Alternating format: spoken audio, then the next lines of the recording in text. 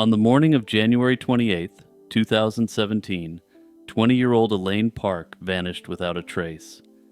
Hours earlier, she had been at her ex-boyfriend's home in Calabasas, California, where security cameras captured her walking to her car and driving away just after dawn. 5 days later, Elaine's charcoal gray Honda Civic was discovered abandoned along the Pacific Coast Highway in Malibu. The doors were unlocked, the battery was dead with the lights left on, and her personal belongings were still inside, and Elaine herself was nowhere to be found. In the years since that day, her case has become a haunting mystery, leaving family, friends, and investigators desperate for answers. Elaine Park was the only child of a Korean-American family, and she was known for her upbeat personality and love of the arts and acting. In high school, Elaine had been a cheerleader and performer in musical theater, and she aspired to an entertainment career. She even landed small roles as an extra on popular TV shows, including Desperate Housewives and Mad TV.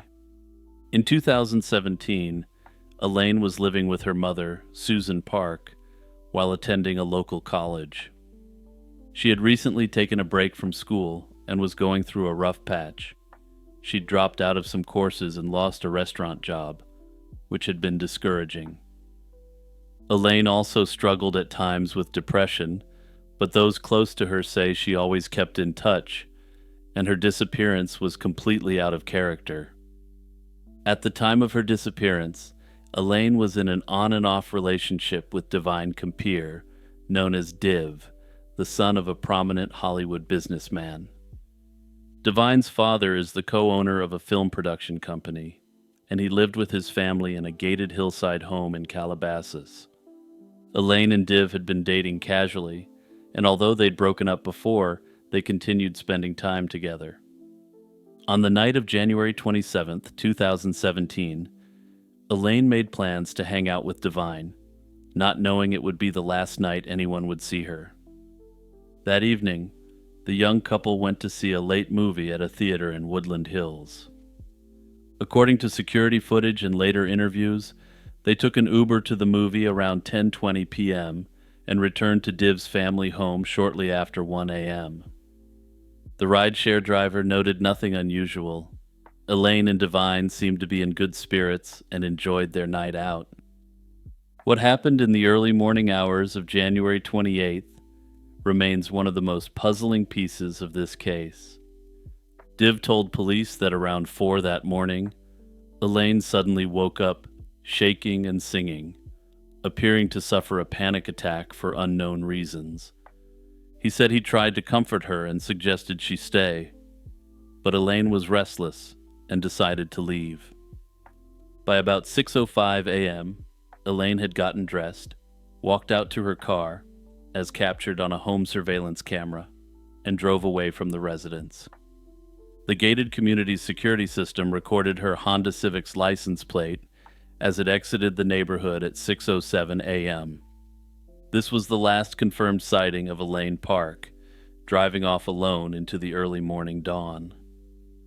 When Elaine didn't return home later on January 28th and failed to answer her phone, her family grew concerned.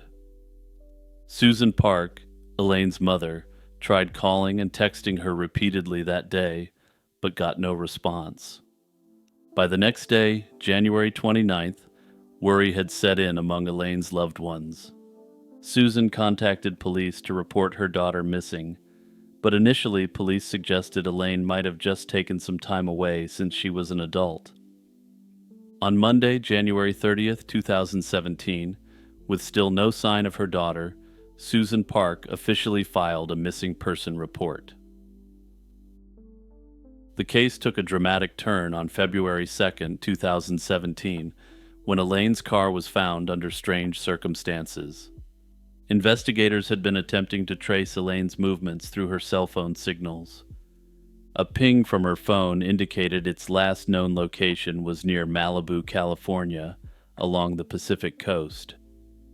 Acting on this lead, Los Angeles County Sheriff's deputies searched the area and discovered Elaine's 2015 Honda Civic parked on the shoulder of the Pacific Coast Highway. This was a beachside area about 20 miles from Div's home. The condition of the car raised immediate red flags. It was found in the middle of the day, yet the headlights were still switched on and the battery had died. The doors were unlocked and the keys were in the ignition, in the on position. But there was no sign of Elaine. Inside the vehicle, police found her personal items neatly left behind. Her cell phone, her backpack with a laptop, her ID and credit cards, cash, and a makeup bag were all sitting in the car. Nothing obvious was missing from the car, and there were no signs of struggle. Finding Elaine's car shifted the investigation into high gear.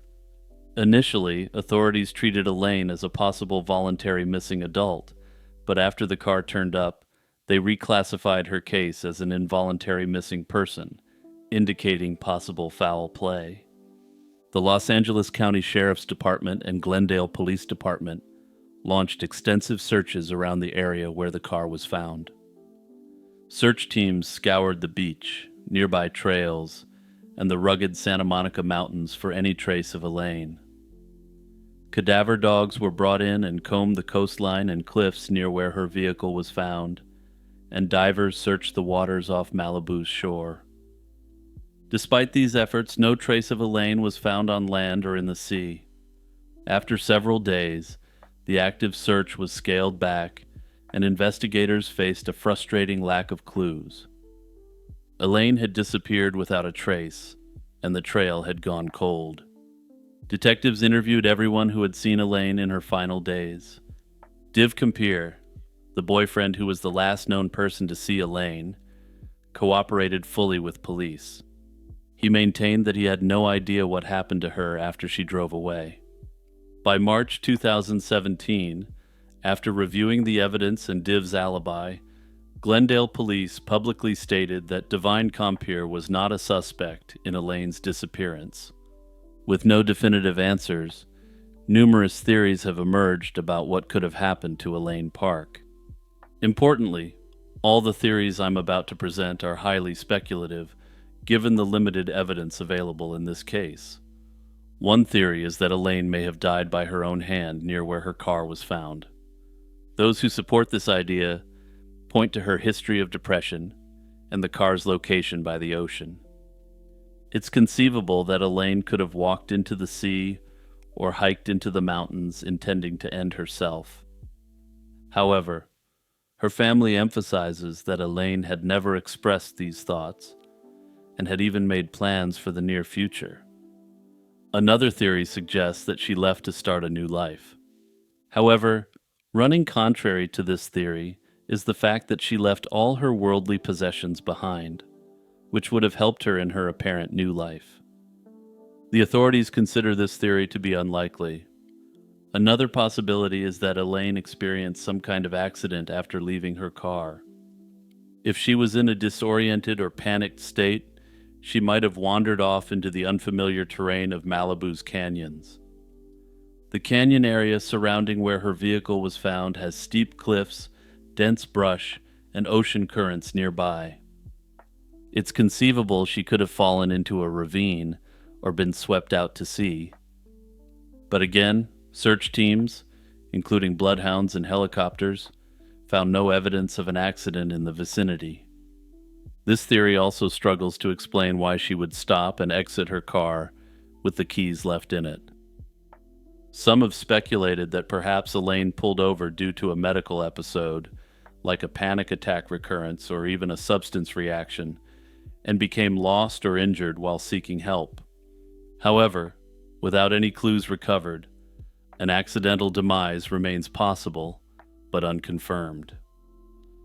Many consider it likely that Elaine met with foul play after leaving the Compier house. One scenario is that she was followed or abducted by an unknown predator on her way home. If someone with ill intent approached Elaine's car in Malibu, they might have coerced her out of the vehicle. The fact that her wallet, cash, and valuables were left untouched in the car suggests that robbery was not a motive. Instead, it could point to an abductor staging the scene to look like a voluntary disappearance. The location where the car was found, a pull-off by a beach, could have been chosen by a perpetrator who knew the area. Some have even raised the idea of a human trafficking situation or a random opportunistic crime. Others have speculated that she may have been involved in a substance deal gone wrong, which ended with a dealer slaying her. As discussed, Elaine was known to have difficulties with substances in the years leading up to her disappearance. At present, the true nature of Elaine Park's disappearance remains unknown, with more than 8 years having passed since her vanishing. Her case remains open and active, and she is officially classified as an endangered missing person. If she is still alive today, she would now be in her late 20s. Hey everyone, it's Jimmy here with a quick reminder for you to share this video with 2 of your friends or your family members. Also remember to hit like and subscribe, and also remember to ring the notification bell and turn on all notifications for my channel. Zora Fawley was a boxer who dominated the heavyweight division for a time during the middle of the 20th century. He rose from humble beginnings to become a heavyweight boxing contender and even challenged the legendary Muhammad Ali for the world title. Outside the ring, Foley was a Korean War veteran, a respected family man, and a civic leader in Chandler, Arizona. Yet in July 1972, this accomplished life met a mysterious end. Fawley died under suspicious circumstances at a motel swimming pool, an officially quote-unquote accidental death that many have questioned ever since. Turning professional in 1953, the 6'1" fighter racked up an impressive record of 79 wins, 11 losses, and 6 draws over 17 years. He climbed into the ring with many of the era's best, claiming victories over contenders like Eddie McKen, George Chuvalo, Oscar Bonavena, and many others. In October 1958, for example, Fawley traveled to London to face British champion Henry Cooper in a high-profile bout. Though Fawley was favored, Cooper pulled off an upset points victory, handing Fawley a rare defeat on his otherwise stellar record. Undeterred, Fawley continued to be a top-ranked contender for years, his consistent performance keeping him in the Ring magazine's top 10 heavyweight list for over a decade. Fawley developed a reputation as a skilled, tactical boxer and a true gentleman of the sport. He neither smoked nor drank, and was known for his clean living and sportsmanship. Unlike many brash fighters, Fawley was soft-spoken and courteous. This dignified demeanor made him a role model in his hometown of Chandler. Even as he fought heavyweight titans like Sonny Liston, who knocked him out in 1960, Fawley remained steadfast and humble. By the mid-1960s, he was widely regarded as one of the best heavyweights never to have held a title. This was largely because champion Floyd Patterson's management had steered clear of him during Fawley's prime. At long last, in March 1967, Zora Fawley earned a shot at the World Heavyweight Championship, though the opportunity came at a time when Fawley was already past his peak. Fawley's title shot came against none other than Muhammad Ali, and it would become the defining fight of his career. And by the way, you can watch this full fight on YouTube if you're a boxing fan. The bout took place on March 22, 1967, at New York's Madison Square Garden. By then, Ali was at the height of his power, undefeated and flamboyant, while Fawley was 36 years old and considered an aging challenger. In the lead-up to the fight, Ali was unusually restrained in his typical trash talk, finding little to criticize in the polite contender. That said, he couldn't help issuing some backhanded compliments, calling Foley a nice, sweet old family man.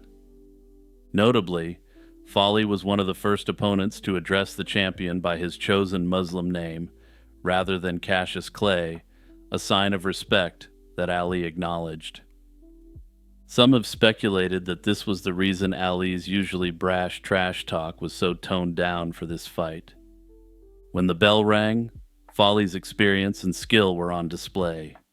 He started strong and gave the champ a competitive fight in the early rounds. Ultimately, however, Ali's speed and prime conditioning proved too much. In the seventh round, Ali caught Folly with a quick combination, knocking him out and retaining the title. After the bout, Ali remarked that, quote, "Things might have been different had we met 10 years ago," implying that Folly in his prime could have posed a serious threat. This fight, Folly's lone title challenge, was historically significant for another reason. It turned out to be Ali's last match before his 3-year exile from boxing, due to his draft refusal case. Folly retired from boxing in 1970, following a knockout loss to rising contender Mac Foster. He was 39 and ready to move on to the next phase of life. Folly had always prioritized his family. He and his wife, Joella, were raising 8 children, and he seamlessly transitioned into civilian life. He took a job as a car salesman and remained a beloved figure in Chandler. In 1970, the city appointed Folly to fill a vacancy on the Chandler City Council, capitalizing on his local fame and sterling reputation. In early July 1972, Folly traveled south from Chandler to the city of Tucson, Arizona, for reasons that remain unclear. On the evening of July 7, 1972, he checked into the Sands Motel in Tucson, reportedly under an assumed name, accompanied by an old acquaintance named Artis Broom. Also with them were Broom's wife Dorothy and another woman from Mesa, Arizona, named Ann Young. Broom was known by Folly's friends as a dubious hanger-on, a small-time celebrity friend whose close involvement with Folly had always been puzzling. Nonetheless, Folly apparently trusted him enough to pay a late-night visit. Sometime around midnight, an incident occurred at the motel's swimming pool that would prove fatal. According to the official police account, Folly and Artis Broom began engaging in playful roughhousing near the pool. What happened next is the subject of controversy more than a half-century later. According to one person, this rough horseplay led to Folly losing his balance, or perhaps being pushed, and falling into the pool, where he struck his head. Folly was pulled from the water, gravely injured. One of the panicked women ran to the motel office and urgently summoned an ambulance. Paramedics rushed Folly to a nearby hospital, but it was too late. In the early hours of July 8, 1972, 41-year-old Zora Folly was pronounced dead from his injuries. The initial tragedy of a respected athlete dying in an apparent freak accident was compounded by the disturbing condition of Folly's body. His injuries didn't look like the result of a simple slip and fall. A motel employee who saw Folly after the incident described multiple wounds. He described large bumps on his forehead, a gaping wound, described as a hole on the top of his head, and another significant injury to the back of his skull. This was, as observers noted, pretty extensive damage for someone who ostensibly just hit his head falling into a swimming pool. One blow might be expected from an accidental fall, but 3 distinct head injuries in different spots raised immediate suspicions of foul play. The Tucson police, however, found no overt evidence of a crime at the scene, and quickly ruled Folly's death an accident. The case was essentially closed as an unfortunate mishap. No one was charged, and the other individuals present were not detained. Notably, the official paperwork surrounding the incident, most police reports, witness statements, and the medical examiner's findings were not released to the public. In fact, years later, researchers discovered that the records had effectively vanished. This lack of documentation has made it impossible to re-examine the case, locking the true details of Foley's death behind a wall of time and bureaucratic silence. With so many troubling details and so few official answers, it's no surprise that conspiracy theories have swirled around Zora Foley's death for decades. From the beginning, many observers found the accident narrative hard to accept. One theory suggests that he was lured to the motel under false pretenses and slain for reasons unknown. The most common reason given, which is purely speculative, is that there may have been a dispute over money. Some have speculated that Zora Fawley, who was known to be a generous and good-hearted person, may have lent money to someone who simply didn't feel like repaying him. Another persistent rumor is that Fawley's death was a mob-related attack. Organized crime had long tentacles in boxing during the mid-20th century, and some wonder if Fawley had crossed the wrong people. This theory gained a sliver of traction when Jet magazine reported that two suspicious-looking men were seen loitering around the motel on the night Fawley died. Fawley wasn't in debt, and no clear motive for an organized crime involvement has ever been identified, making this theory more speculative than substantiated. Some observers have raised the possibility that Fawley's race and the era's social climate played a role in the aftermath. They speculate that the Tucson police simply didn't want to conduct a meaningful investigation and simply closed their file out as soon as possible. Through all the speculation, Fawley's immediate family remained relatively quiet. His widow, Joella Fawley, has never spoken publicly about the incident and did not push for any further inquiries. Whether she accepted the official version or simply chose to avoid reliving the trauma is unknown. On a stormy night in June 1886, Bavarian King Ludwig II, the famed Mad King who built Neuschwanstein Castle, met an untimely and mysterious end. Late on June 13, 1886, Ludwig's body was found in the shallow waters of Lake Starnberg, just south of Munich, alongside the corpse of his personal physician. His death was officially ruled to be by his own hand, with him drowning himself, a conclusion reached after only a cursory examination. Yet from the very beginning, doubts plagued the official story. Over the next century, the bizarre circumstances of King Ludwig's death would prompt multiple investigations and fuel a host of conspiracy theories. In early June 1886, political intrigue was swirling around King Ludwig II. The eccentric monarch had alienated his ministers with his extravagant castle building and withdrawn lifestyle. This led them to conspire in having him declared mentally unfit to rule, despite him being a quite popular monarch. On June 10, 1886, a government commission arrived at Ludwig's fairy tale palace of Neuschwanstein to deliver his deposition. The next day, Ludwig was arrested and transported to Berg Castle, a lakeside estate that had been converted into a makeshift psychiatric holding place for the now deposed king.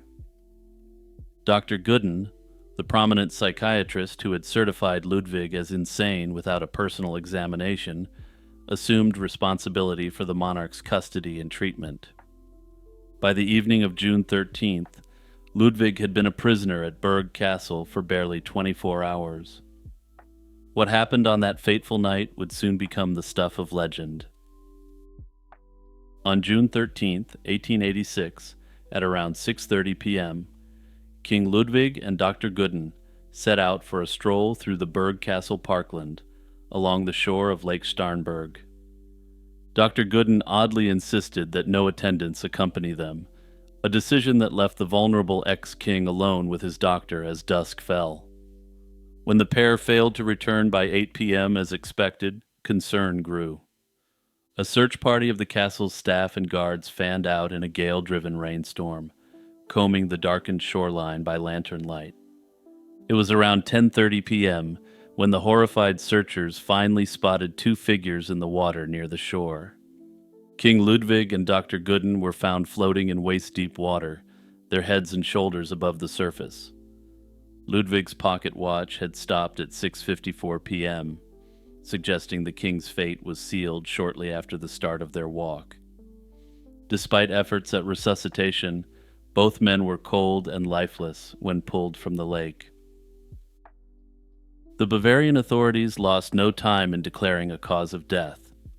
Following a brief on-site investigation and examination of the bodies, officials announced that King Ludwig II had ended himself by drowning in the lake. Further, they found that Dr. Gooden perished attempting to save the king, a story which would be built upon by the authorities. However, almost immediately, the evidence refused to line up neatly with this explanation. An autopsy on Ludwig's body revealed no water in his lungs, a finding starkly at odds with him intentionally seeking his demise by drowning. Observers noted that the water at the recovery site was only waist deep, and that Ludwig, an excellent swimmer, should have been able to stand up or save himself if he were conscious. In fact, his body was found with his head and shoulders well above the waterline, making the drowning claim even harder to accept. Curiously, Ludwig had not expressed any intent to end himself, despite the crisis that led to his removal. Meanwhile, Dr. Gooden's corpse told a violent tale. The 62-year-old doctor was found with blows to his head, bruises, and strangulation marks on his neck. His glasses were broken and there were scratches on his face, signs of a desperate struggle. The king's body, by contrast, showed only a scrape on one knee, and no visible wounds or trauma. So this may have you asking the obvious. If the official story says Ludwig had drowned on his own accord peacefully, how did they explain the savagery visited upon Gooden? The official story held that the Mad King must have attacked his doctor in a fit of insanity while the doctor was trying to rescue him. But the story didn't stop there. The official narrative quickly became that Ludwig had actually slain his personal physician in a fit of rage. As Ludwig's body was hurriedly interred in Munich with minimal delay, whispers began that the true story was being covered up. From the outset, the Bavarian government's handling of the case fueled public skepticism. Rather than invite transparency, officials moved to shroud the incident in secrecy. The members of the search party, including the king's footmen and a fisherman involved in recovering the bodies, were all sworn to silence by order of a government minister. They took oaths never to speak of what they had seen or knew. And curiously, they were ordered not to discuss anything related to it, even to a priest. For context, Bavaria was and remains a highly Catholic region of Germany, making such an oath extremely unusual. Such an extreme gag order struck many as suspicious, even at the time. If the deaths were as straightforward as they were claimed to be, why permanently muzzle everyone tangentially involved in the investigation? Further, why would people be forbidden from taking part in confession in relation to the investigation, and why would they need to confess anything to begin with? This climate of official secrecy only encouraged rumors. Indeed, within days of the tragedy, Ludwig's loyalists and ordinary Bavarians alike began to voice doubts about the official narrative. The idea that the former king would slay a man and then drown seemed both out of character and conveniently tidy for the same ministers who had just ousted him. Many started to suspect foul play, and after all, he had been the victim of a political coup on the basis of his mental health. It didn't escape notice that those who benefited most from Ludwig's demise were the very figures behind his deposition, including his uncle Prince Luitpold, who assumed the regency. For historical context, Prince Luitpold would effectively be the ruler of Bavaria for nearly 30 years, after Ludwig was replaced with King Otto. Notably, King Otto was completely mentally incapable and could be easily controlled by the prince. And yes, this does clearly call into question a major element of why this case continues to fascinate scholars and the public. Why remove Ludwig for being potentially mentally incapable while not doing the same for Otto, who was definitely mentally incapable? In this tense atmosphere, alternative theories about what really happened on the night of June 13th began to take root and multiply. Before long, a consensus formed among Ludwig's supporters that the king had been slain. One dark conjecture is that conspirators decided to eliminate Ludwig quietly once he was in custody. In fact, local fishermen reported hearing gunshots ring out across Lake Starnberg that night, an ominous detail that doesn't fit a drowning scenario. This gave early credence to the notion that unknown assailants might have been lying in wait. Some have speculated that two sharpshooters hid in a lakeside boathouse and, under cover of stormy darkness, eliminated both men. The motive was to prevent the deposed monarch from ever regaining power or rallying his supporters to his cause. Such claims remained speculative for decades due to a lack of concrete evidence. But as time went on, bits of testimony and hidden documents began to surface, keeping alternative theories alive and well. One of the most compelling pieces of evidence to emerge is the secret account of Jacob Little, King Ludwig's personal fisherman. Little was part of the search party on the night of June 13th, and it was from his boat that the bodies were ultimately discovered. Bound by the official oath of silence, Little never spoke publicly about what transpired. However, before his death in 1933, he left behind private writings describing a very different chain of events from the official version. Decades later, these notes came to light through his family, and their content is explosive. Little claimed that the king had been attempting to escape that night. According to Little's account, a rescue plan was in motion, and he had been retained by loyalists to get the king to safety. The fisherman had hidden his boat among the lakeside bushes, ready to ferry Ludwig to safety across the lake. From there, he was to be taken by loyalists to Austria, where his cousin Elizabeth was the empress. The fisherman knew nothing further of the plans of the loyalists. However, one can only imagine the international incident this would have sparked. The Kingdom of Bavaria was part of the German Empire, and Austria was an important ally of this newly united empire. Having the king of one of the constituent kingdoms of the empire building a power base in a neighboring country would obviously be problematic diplomatically. But let's get back to what the fisherman himself actually knew and witnessed. According to Little, Ludwig was shot as he stepped into a boat, and Gooden was struck while he remained on the shore. Little was able to flee successfully but was sworn to secrecy. Notably, a handwriting expert who examined the surviving pages of Little's diary in 1961 judged them to be authentic, suggesting this account was indeed written by the fisherman himself. That said, handwriting analysis can be quite problematic, and some have expressed doubts about the veracity of the fisherman's writings. Notably, not every historian or modern investigator subscribes to the sharpshooter theory. One hypothesis is that Ludwig did die during an escape attempt, but not in accordance with the previous account. Instead, he may have succumbed to a medical emergency brought on by the cold lake water.